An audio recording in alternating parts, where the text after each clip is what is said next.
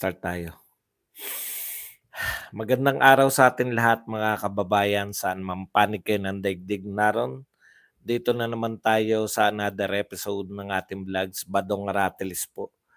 Pag-uusapan natin ngayon, ito po, no, nagsalita na po si Pangulong Marcos tungkol po sa naganap na malawakang pagbaha at sa patuloy po, no, tila nayayamot na, no, napipikon na si Pangulong Marcos, gigil na gigil, na nagsabi sa mga naghahanap ng flood control, nandyan ang flood control na overwhelm lang. Grabe. Tapos sari-sari na po yung kasabay niyan, meron pong nabaha daw, maraming to, mga around 200 po namatay sa Spain. O kita nyo na, sabi naman ng mga follower ni BBM, yung Spain nga na mayamang bansa, nababaha pa rin. Meron ding namatay. Papaliwanag natin yan, kulang kayo. Ito po, atake pa rin po si Chis, no? Ito raw pong resulta. Isang araw pa lang, Isang araw pa lang po na nag-imbestiga ang Senate, very willing nang ipagkanulo ni Chis Escudero ang kanyang kababayan kung sakasakali daw nahihiling ang ICC ay welcome na welcome. Talagang mga ano 'tong mga 'to, no? Walang pakundangan, no? Talagang bakit hindi eto simple na lang Chis, ang dami niyong ano, may ICC pa kayo, eh.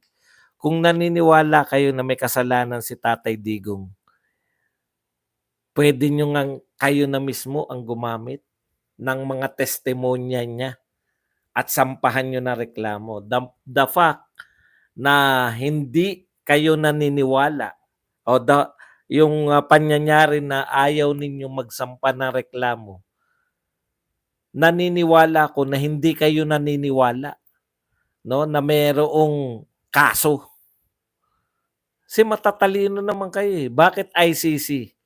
Alam ninyo na kangaroo court kasi yung ICC, no? Alam ninyo na dito sa Pilipinas, alam ng mga hurado rito, lalo na po na Supreme Court at lahat po ng korte, susuriin po, no? Alam po nila yung naganap na war on drugs. Pero yung pong mga ibang lahi, wala naman pong pakialam yan, eh. Ang pakialam lang po niyang ICC niyan, magkamal ng salapi. O hindi nyo alam, no? Kung sino po makakapagpondo dyan sa mga yan. Pondo-pondo lang po labanan yan. Okay. Si si Martin naman po ay hindi raw papayag na ipatigil. Pipigilan niya raw po yung mga nagtatangkang pigilan ang Quadcom. Meron po ba nagtatangka? Meron ba nagsasabi, tigilan nyo, pinatitigil ba kayo? Wala naman nakikialam sa inyo.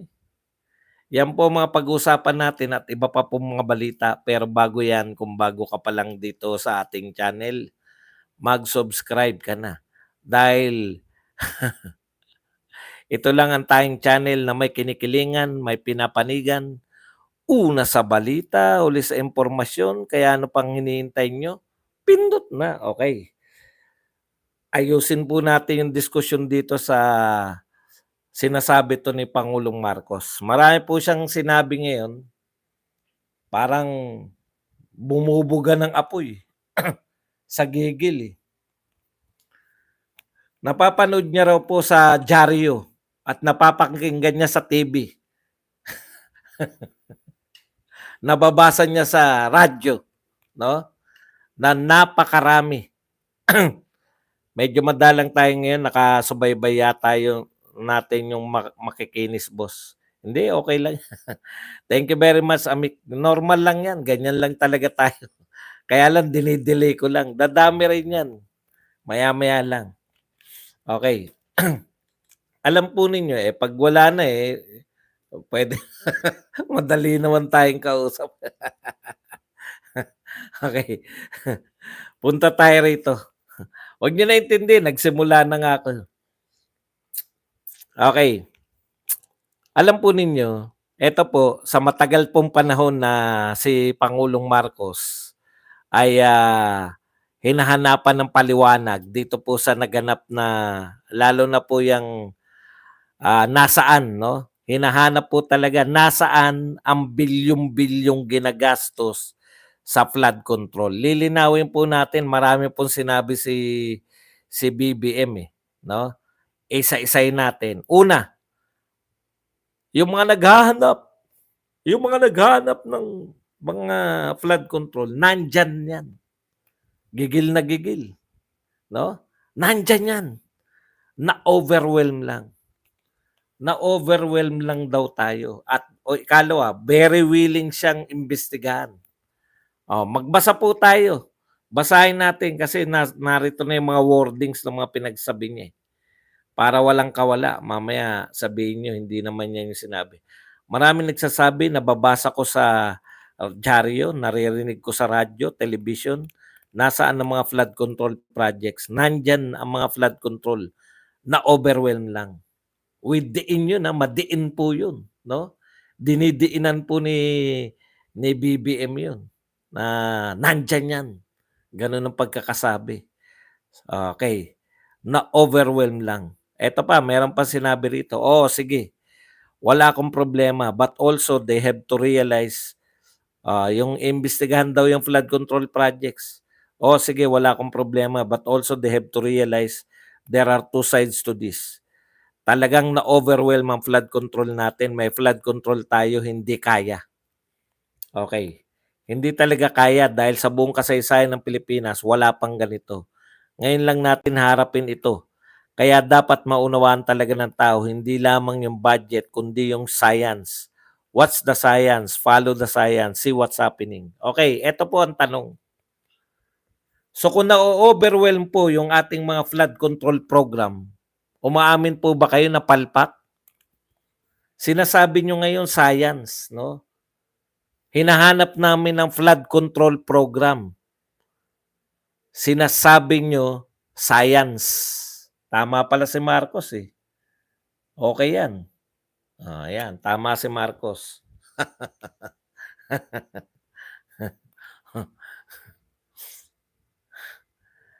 Ang sinasabi niya, follow the science. Nung po bang pinondohan nyo na 1.4 billion a day, may science po yun? Yung tanong ko, eh. Kasi pinangangatwiranan nyo, eh. Kahit na anong katwiran ninyo, Mr. President, no? Kahit na ano pa po ang katwiran ninyo, eto lang ang tanong ko. Anong silbi ng flood control project kung ma-overwhelm din? Bakit tayo gagastos kung ang ikakatwiran nyo lang sa amin ma-overwhelm? Okay, ikalawang punto ay pangalawa ni Amik. Yan na natin, importante magkakape tayo, Pelsin at sa San Miglite, yan. Okay. Yung isa po, may science ba yung magtayo tayo ng mga flood control program na hindi po natin na-anticipate na mas malakas yung bagyo ngayon? Wala po bang science na ang sabi niya kasi kinakatwiran niya, na-overwhelm tayo kasi yung flood control daw natin para lang sa mga kasing lakas ni Ondoy. Kasing dami ng binuhos ni Ondoy. Di ba? Nagbigay pa siya ng si Ondoy daw 411 centimeters. Tapos eto daw si Christine 700, no? So halos na doble. May katwiran nga. Eto ngayon ang tanong. Kung ito po ay panlunas sa bagyong katulad ni Undoy, kailan pa po ba si Undoy? Anong taon po ba si Undoy? Panahon po yan ni Gloria Macapagal Arroyo. 1990s si Undoy kung hindi ako nagkakamali. 1990s, 2000, 2010, 2020 na po tayo ngayon. 3 dekada na. Tama ba? Baka mali ako. 1990s ba si Gloria? Alam ko kasi kay Gloria yan. Ibig sabihin, ang 2000 sobrang mali pala. 2009, tama. Gloria yan, di ba? 2000, pinakamahaba si Gloria, 2010 yan eh. Hindi 1990s. 2 dekada na. Magdadalawang dekada na. Okay, kung ang kinakatwiran mo, Mr. President, na yung ating, kasi dalawa lang kinatwiran niya eh. Di ba? Marami raw talaga yung tubig na binuhos. Wala tayong magagawa dyan. Science yan eh. Pwede ba natin questionin yung sinasabi ni Pangulong Marcos? Hindi natin pwedeng questionin yan kung nakabata yan sa Pag-asa. Oh, yan. Okay, di ba? Eto ang tanong ko. No? Kung kay Gloria pa po yan, hindi nyo po ba pinag-aralan na lumalakas ang mga bagyo ngayon? Kayo rin nga nagsabi. Alam ko matagal nyo na po sinasabi yan. Ha? Na iba na po ngayon. Na yung klima po ng panahon. Ibig sabihin, yung tinayo ninyo sa ayon sa palusot ninyo, palusot nyo to eh. Hindi po muna yung katwiran namin ha. Yung sa palusot nyo muna. Ayon sa inyong palusot, na overwhelmed dahil pang-undoy lang tong ginawa ninyo. Ang tanong ko, bakit kayo gagastos ng bilyong-bilyong proyekto, billion a day, na hindi nyo na-anticipate na may mas marami pang bagyo na mas malakas kaysa kay Undoy? Na may mas marami pang bagyo na magdadala na mas maraming ulan. Bakit po ang flood control ninyo pang-Undoy lang? 'Di ba? Kasi nagsasabi kayo na science eh. Ang nakakatakot nito, ito po bang sinasabi niyo na pang-Undoy lang yung inyong mga flood control project? Ha? Ibig sabihin, sabi niyo nga rin, sabi rin niya ngayon sa palusot niya, hindi pa natin nararanasan. Hindi pa natin nararanasan yung ganitong mga kalalaking mga bagyo. No? Wala daw yung mga Yolanda na yan. Wala yung mga, yung kay Rolly. Ang dami po kay Tatay Digong. Rolly, Odette. 4 po sa pinakamalalakas naranasan natin kay Tatay Digong. Ito wala pa po to eh. Palusot lang to ni Marcos eh. Okay. Ibig sabihin, pang-Undoy lang pala to. Pag mas malakas sa Undoy, wala na silbi. Ang nakakatakot pa nito, humihingi po ba kayo ng bagong budget para lakasan, taasan yung mga flood control? Pera-pera na naman. Kasi pang-Undoy pa to eh. Bakit po kayo gumawa ng pang-Undoy? Ha? Huwag nyo kaming palusutan na pang-Undoy lang yung ginawa ninyo. Bakit po kayo gagawa ng pang-Undoy? Nung panahon ni Undoy, walang ganyang kalaking pondo kaya tayo binaha. Mawalang galang na po.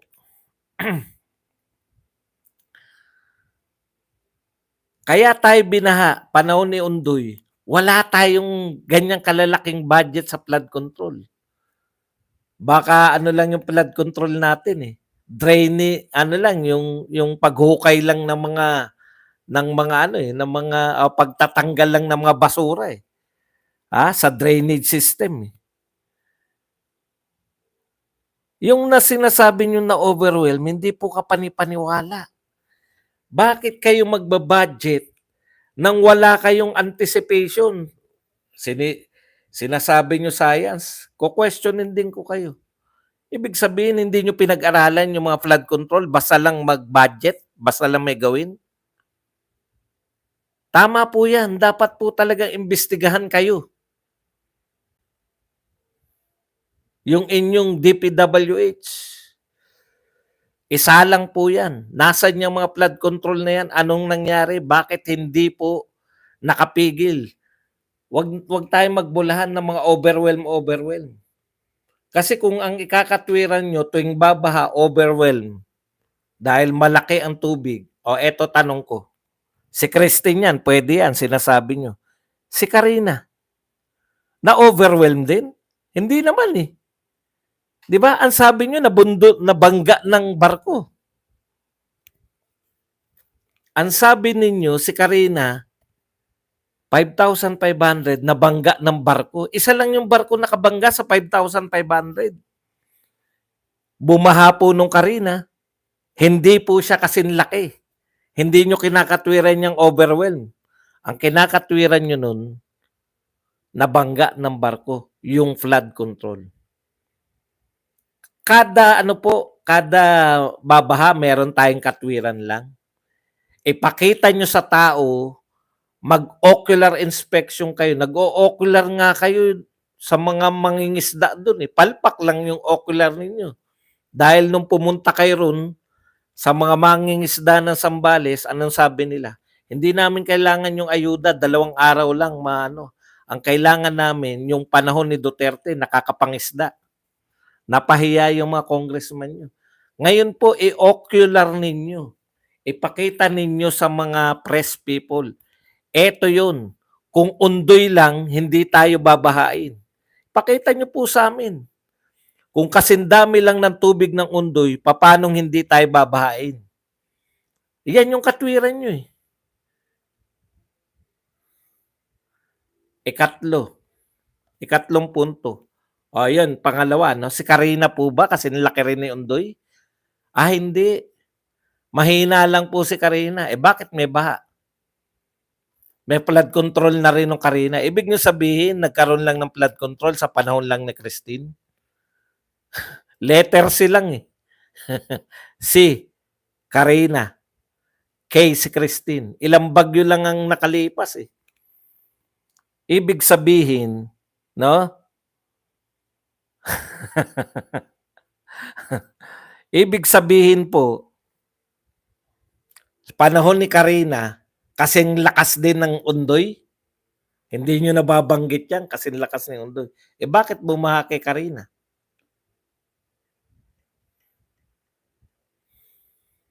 Okay. Ika-4 na punto, Mr. President. Hindi naman kami umaangal sa bagyo. Hindi pa nga kami umaangal, ngayon na lang nga yan. Ang inaangalan namin nung panahon ng bagyo, eto actuation nyo, gagayahin ko lang. Anong gagawin natin? Maghihintay lang tayo na humupa bago natin maligtas. Yung sinasabi po, yung pong paghahanda ninyo sa bagyo, yun ang hinahanap namin. Ang inuulit-ulit namin dito, hindi na po yung flood control, alam na natin yan eh. Nawala talaga eh. Sabi nga, marami nga nagsasabi na invincible. Invisible pala. Invisible yung flood control. Pwede po, call kami dyan, imbestigahan. Picture lang, ipakita nyo lang, asan nyo na overwhelm. Meron talaga, tapos ituro ninyo. Yung kay Undoy, halimbawa ito, pasimplihin lang po natin ha, sa sinasabi ni BBM. Halimbawa, ito yung flood control.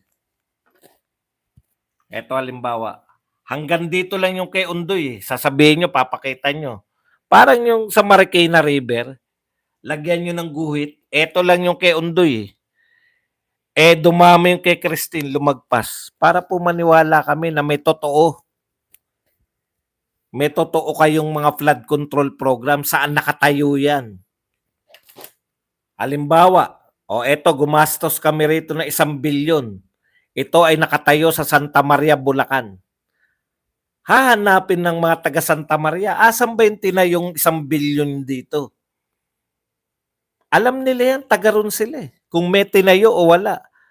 Pupunta kami dyan, yung mga mga yung mga vlogger na nakatambay sa kung saan-saan, titignan namin, eto pala yung flood control. Kaya pala, sabi ko nga, wag na yung 5,500, mahirap hanapin yan.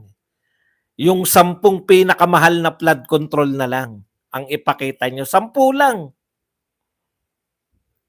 Hindi nyo po puwedeng katwiranan na, "Nariyan yan."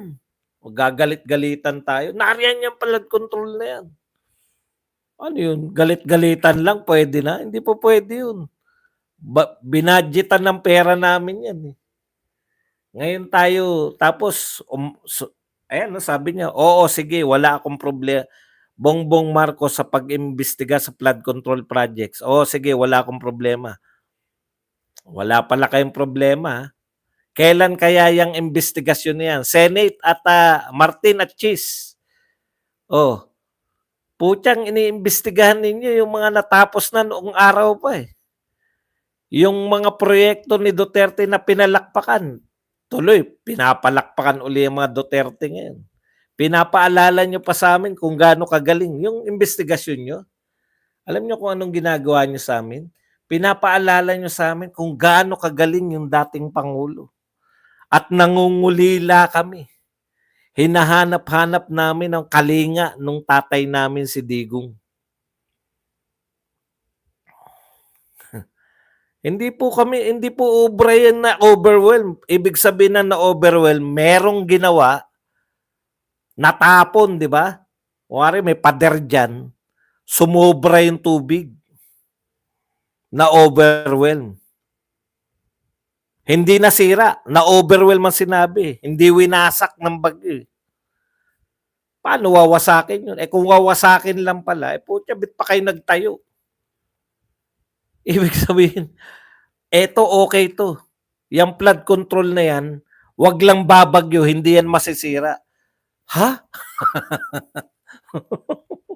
Wag lang babagyo. Para nga sa bagyo. Ang ganda lang pakinggan eh. Nariyan yung mga flood control. Na-overwhelm lang. Ang ibig sabihin niyan, dalawa lang. No? May flood control, lumagpas yung tubig, or nasira. Kung nasisira po yung mga flood control program natin tuwing may babagyo, nasira ng bagyo, malakas kasi yung bagyo. Para sa, ba't nga tayo gagastos kung masisira? Bagyo nga ang pinaghahandaan. Eto po. Sa Spain, hindi ko po alam kung yung Spain laging binabaha. Tayo kasi lagi tayong binabaha eh. Di ba? Meron bang flood control program yung Spain na kasing mahal ng sa atin? Para sisihin natin yung hari nila doon na marami ring namatay? Yun siguro ang epekto ng climate change kasi hindi sila binabaha dati, biglang binaha. Pero tayo, dati na tayong binabaha eh. Kaya tayo nag-flood control. Nag-flood control na tayo, binabaha pa rin tayo. Para saan yung flood control? Nandyan lang na overwhelm. Hindi po katwiran yun. Kung nandyan lang yan at na-overwhelm, dapat may managot. Kunwari, may mga kriminal, sabihin nyo, may pulis tayo dyan nakasign eh, na-overwhelm lang ng mga kriminal. Hindi po magandang katwiran yun. Okay. Ito po nakakatakot, no? Hihintayin po namin yan, ha? Mr. President, hihintayin po namin, aaraw-arawin po namin kailan yung investigasyon. No? Cheese Escudero, Martin Nievera, Martin Romualdez, kailan nyo iimbestigahan yan? Kasi sawa na kami. Kay Tatay Digong na iniimbestigahan nyo eh. Nananariwa sa amin kung gaano kagaling si Tatay Digong. No? Nakakasawa na po na si Tatay Digong ay pinupuri sa investigasyon. Gusto naman namin makakita ng tunay na iniimbestigahan. Kailan po 'yan? Imbestigahan niyo na rin yung 90 billion ng PhilHealth. Saan po dinala yung pera? Okay. Speaking, eto yung huling punto natin.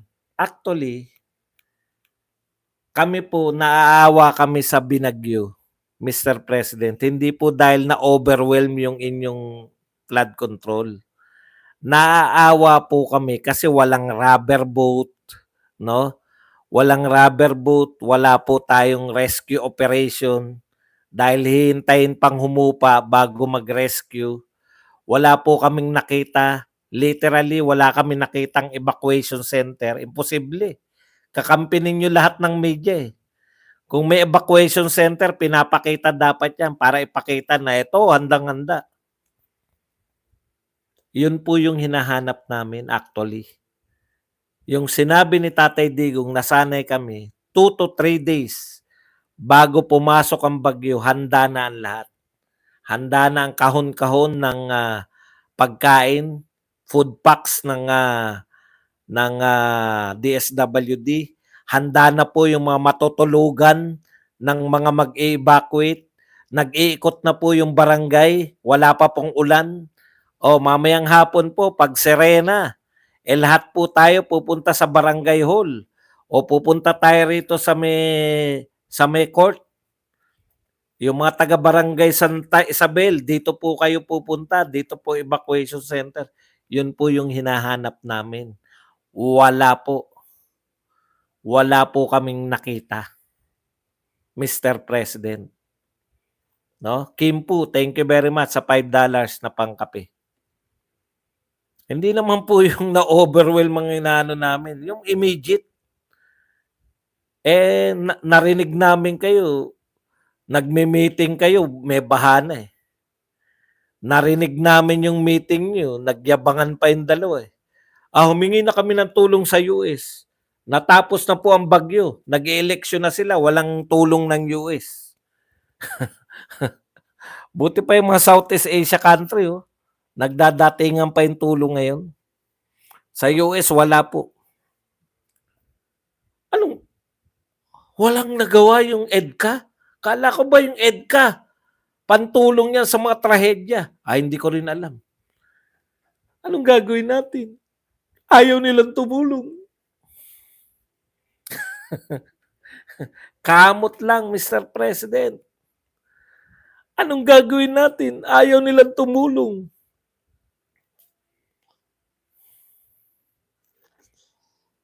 Hindi naman po... alam mo, Ruru, tama naman yung sinasabi mo, meron din silang bagyo. Wala naman dun, yung mga helicopter nila nasa EDCA eh. Hindi naman nila dinala sa US lahat yung pinag-uusapan natin, EDCA. Ang sabi nila, kaya nagtayo ng EDCA para pag may sakuna, sabi nila to, hindi naman sinabi ni Badong to eh. No? Sabi ni BBM to. Kaya pinayagan niya EDCA para pag merong mga ililikas o kung ano pa man, may narinig ba kayo? Nakita ba kayo? Wala naman tayong nakita. Okay. Yun eh. Yun yung pagtugon natin. Paghanda. Ngayon, eto po. Balita po to. Narinig niyo po ba naghanda ngayon ang gobyerno na to? Kasi meron na po rito, tinignan ko po itong Pag-asa. Ito po, balita sa Inquirer, Marce, KLM. Ba? Leon, di ba? Christine Leon, ngayon po Marce na, M na eh. Marce further intensify signal number 4, seen as highest wind signal. So ito po ay balita ngayon, November 4, may papasok po na bagyo na signal number 4. Ang highest wind signal. Signal number 4 po. No? Ayan.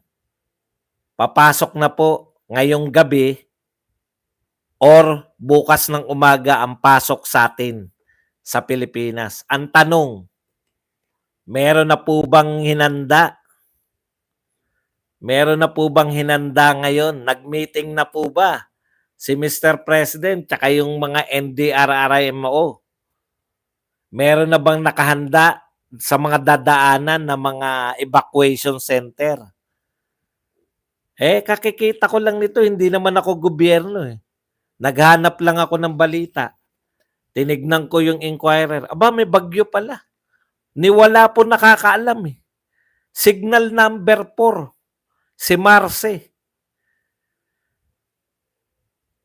Gano'n na naman mangyayari sa atin pag totoong malakas to. Pag tumama po ang pag-asa na malakas to si Marce, ano mangyayari sa atin? Signal number 4, wala na po. Walang meeting. Magmi-meeting na naman habang binabagyo na. Walang nakahanda na naman na DSWD food packs. Alam niyo po, okay lang na maghanda ng DSWD. Okay lang na maghanda ng mga evacuation, yung mga matutulugan, yung box-box. At hindi dumating, lumihis. Okay lang yun. At least handa kayo. Marami pong ganyan si Tatay Digong eh.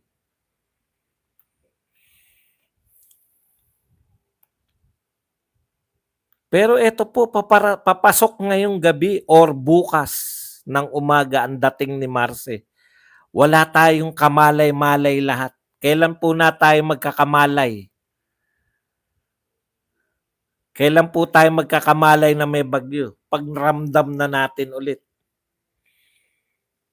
Congratulations. Tapos ano naman this time ang sisisihin? Ayaw po natin. Sana hindi malakas si Marce. Pero wala tayong narinig eh. Sisisihin naman ni Amy Marcos yung Pag-asa. Ayan na nga oh. Balita na nga ng Pag-asa to sa Inquirer. Amik. Ba, pangatlo na to ni Amik. Stop scratching your head and spreading dandruff in this room because that's you have in your head. Because that's the you have your in. Pinahira. Pinahira.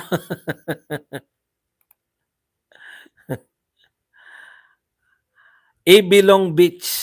Badong may USAID. May USAID naman. Maraming salamat. Hindi ko nabalitaan. Baka kakarampot. Madali naman ako i-correct eh. Kung meron po USAID, marami po salamat. Ang sa atin lang, nung panahon na naghihintay pa raw lahat, yung panahon na meron nakasabit sa mga puno at nakayakap lang, doon po natin kailangan sila, di ba? Yun lang naman. Pero kung tumulong sila, wala naman pong problema. Ayusin mo. Amik. Okay. Punta na po tayo rito. Maubusan tayo. Uy, Jerlyn, thank you very much sa 1,600 yen. Teka muna, baka hindi pa to si Jerlyn. Moderator muna natin. Okay, punta po tayo dito sa ibang mga balita. Ito po, nagsalita po si Romualdez. No? Sabi po ni Romualdez, House won't yield to pressure. Antindi, no?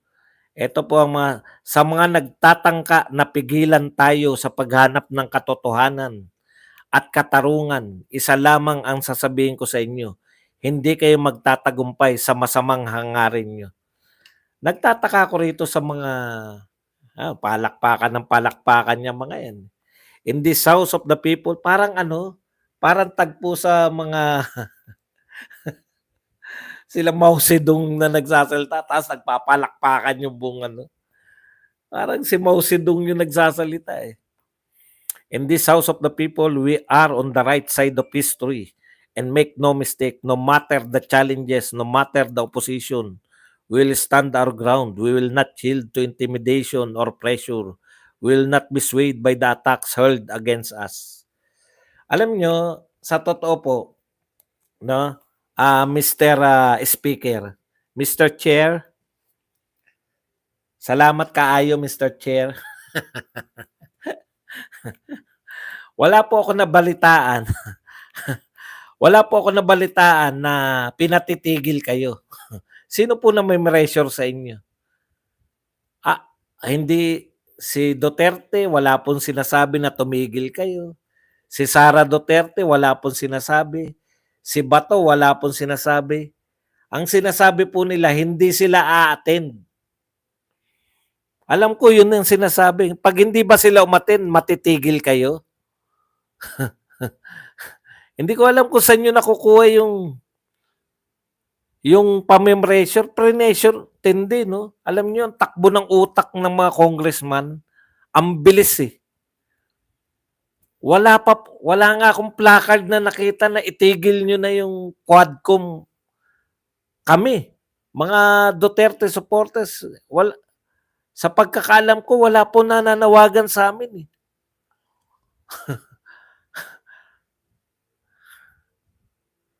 Sino po nagpapatigil sa inyo? Baka may bumubulong ba sa mga utak ninyo? Na kunwari may nagpapatigil? Wala naman nagpapatigil sa inyo eh. O may hindi kami alam behind the scene. Meron kaming hindi alam na nagaganap. Ang alam ko, ang Senate, nag-iimbestiga rin. Pag nag-imbestiga ba yung Senate, ibig sabihin, kayo po ay Kayo po ay pinatitigil? Hindi po ako Sa mga Duterte, mag-amang Duterte, miski po, kinakantsawan lang namin yung ginagawa nyo, pero never kami na membressure. Ito na kaya yung sinasabi nila na banggaan ng mga makakapangyarihan? Nilalabas niya, yan sa mga nagtatangka na pigilan tayo. May pumipigil sa'yo?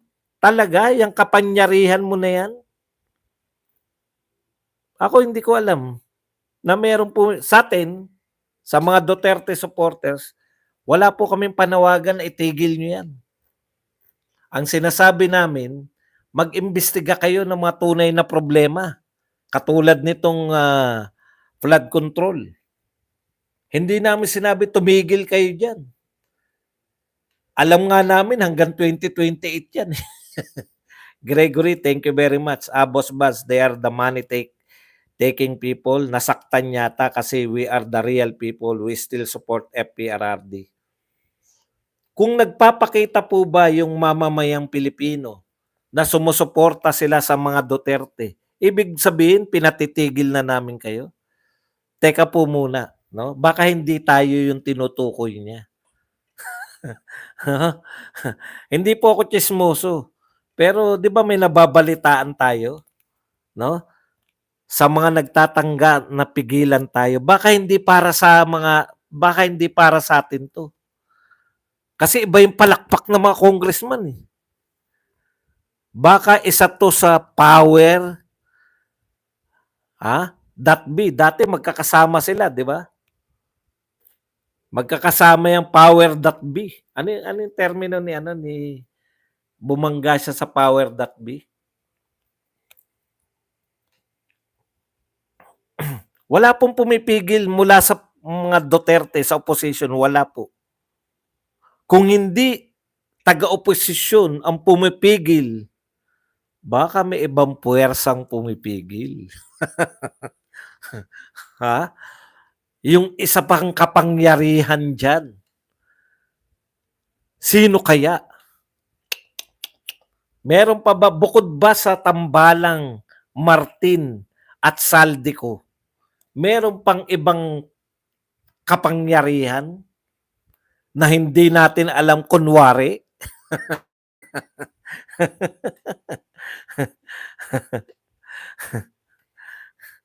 Kasi alam po ng mga Duterte na hindi kayo kayang pigilan eh. 'di ba? Yung Quadcom merong pumipigil sa inyo, ba? Magandang subaybayan. Out of the blue, wala po, eh. Sa kampo po ni Pangulong Duterte, wala tayong naririnig na panawagan na tumigil na sila. At saka kayo mape-pressure kayo ng mga Duterte, hindi.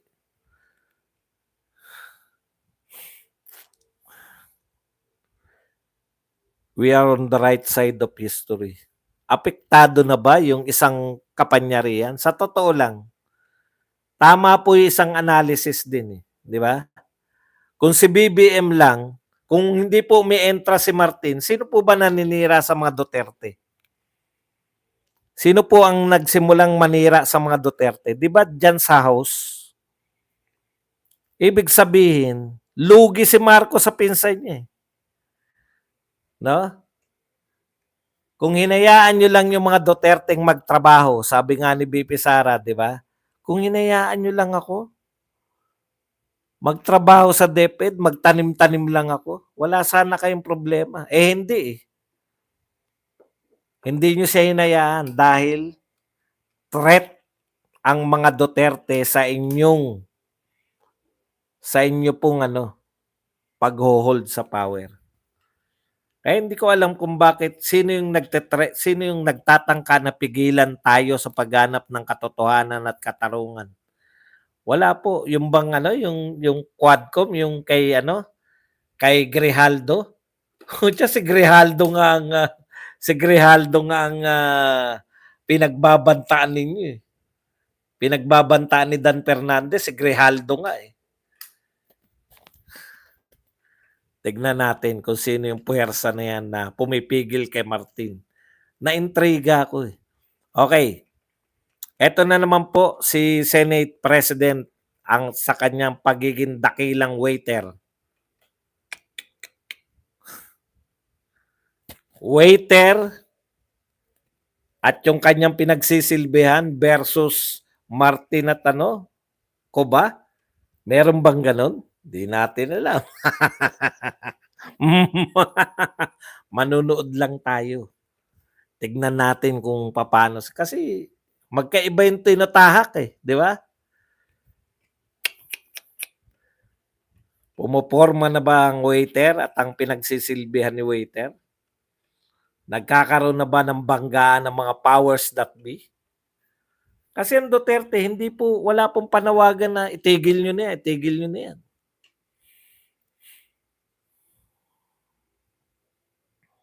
Okay. Punta po tayo rito. Kay Chis Escudero naman. Sabi ni Chis, eto po, without hesitation, the Senate would be willing to certify and provide a copy of the transcript of the Senate's probe into Rodrigo Duterte's bloody drug war should International Criminal Court probers ask for one. Alam mo, masyado kang waiter kilay.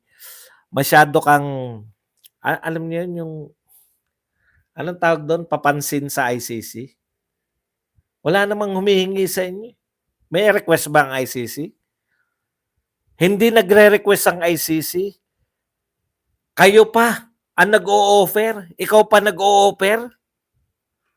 Makapal din ang mukha mo. Hindi po. Ano po yan? Wala pong request tapos kayo nag-o-offer kayo na yung resulta ng di tama nga yung pagsusuri na ginawa ng mga anchor ng Net25. No? Yung pagsusuri kasi nila, may kinalaman si Trillanes dito. No? Kaya bigla nag-imbestiga rin yung Senado para yung makukuha nila. O, 'di ba sabi nga ni Trillanes mismo na pinadala niya na yung mga resulta. Tapos ngayon, sinasabi ni Trillanes, pinapadala niya, tapos willing ka certify bilang Senate President. Hindi ba yung galawan, nakikita niyo po, tama yung Net25. Speaking of Net25, matanong lang nga po, direkta po sinasabi yan ng Net25, di ba? Yung pagsusuri nila na dinidiktahan ng baka yung iglesia ang binabanatan nito iglesia Net25. Baka yung Net25 ang binabanatan ni Martin. Kasi yan ang tatanong ko eh. Bakit walang politiko na direktang bumabanat sa Net25? Yung SMNI, putya, grabe kung banata ng mga politiko eh. Bakit yung Net25? Net25 ba yun? Bakit yung Net25 hindi nyo binabanatan? Sila nag-expose oh. Nakipagkita si Trillanes sa mga chairman ng Quadcom. Tapos eto nga, para i-coach. Hindi po sa akin yan, hindi ko po maiisip yan. No? Hindi ko po maiisip yan. Bakit yung mga matatapang na Quadcom, bakit hindi nyo barahin yung Net25? Sinasabi na ganun. Binibigyan ng duda yung ano. In-expose kayo na kayo ay plano nyo yan. Bakit hindi nyo banatan yung Net25?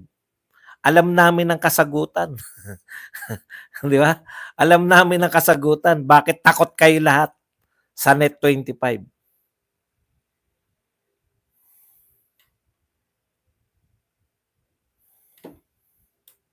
Yan lang po ang ating topic. Pwede na po kayo magtanong, pwede po kayo magbigay ng reaksyon at tigit sa lahat.